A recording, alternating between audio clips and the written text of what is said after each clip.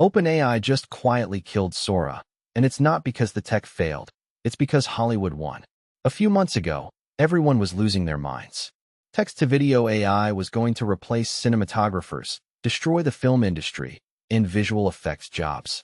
Sora looked like it was going to be the thing that finally broke through. But then something weird happened.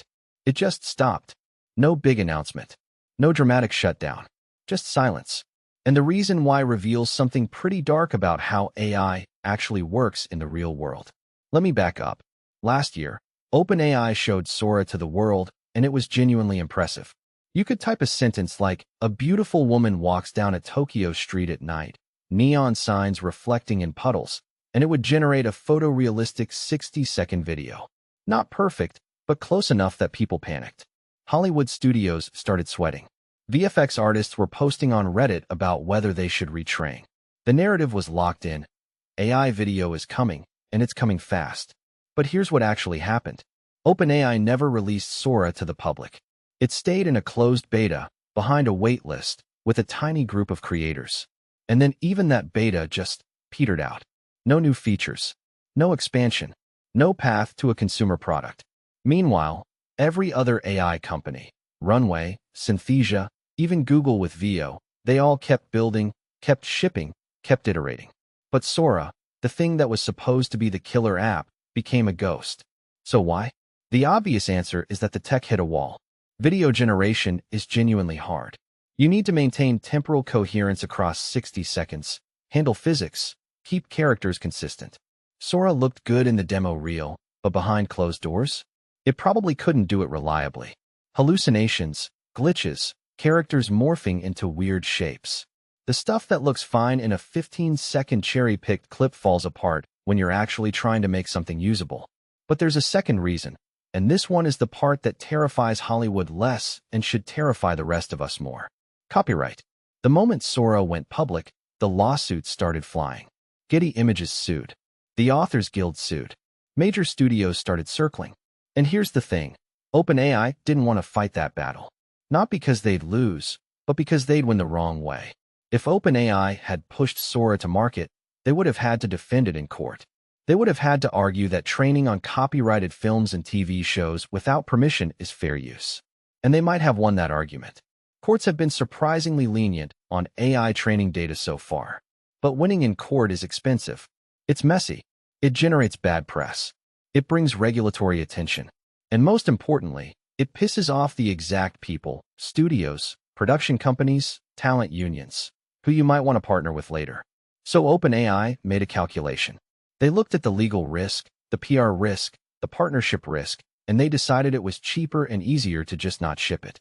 To let Sora exist as a research project, something they could point to and say, "Look how good we are," while quietly pivoting all their resources to enterprise and corporate clients who don't have the same copyright problem. And that's the real story about why video AI is actually dying. It's not dying because the technology doesn't work. It's dying because the business model doesn't work.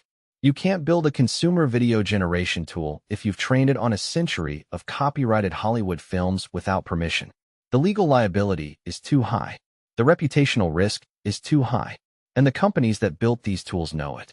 This is where it gets interesting, because it means the entire premise of AI is going to destroy creative jobs might be backwards. The thing that's actually going to survive isn't the cutting-edge research lab version of video AI. It's going to be the boring, licensed, corporate version.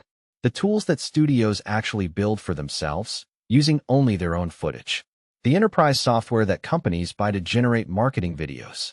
The stuff that nobody's excited about because it doesn't have the demo magic. Runway is actually doing this better than anyone. They're not trying to build a general-purpose video generator trained on the entire internet. They're building tools that creators use with their own footage, or footage they have permission to use. It's less impressive technologically, but it's sustainable legally. And that matters way more than anyone in tech wants to admit. Here's what actually happens next. The companies that tried to build general-purpose AI video tools, the ones trained on everything, they're going to get crushed by litigation or regulation or both. Some of them will survive by pivoting to enterprise. Some will die. The ones that win are going to be the boring ones, the ones that work within the copyright system instead of trying to hack around it. And that's going to shape what AI looks like for the next decade. This is bigger than Sora. This is about every AI company that trained their models on copyrighted material and hoped they could get away with it. The music industry is already preparing lawsuits. Publishers are circling, and the precedent is being set right now, in real time, with video AI dying not because it doesn't work, but because nobody figured out how to make it legal. So if you want to actually understand how AI is going to reshape the world, not the hype version, but the real version with lawsuits and licensing deals and boring corporate partnerships, subscribe. I break down this stuff every few days, and most of it is way more interesting than the headlines make it sound.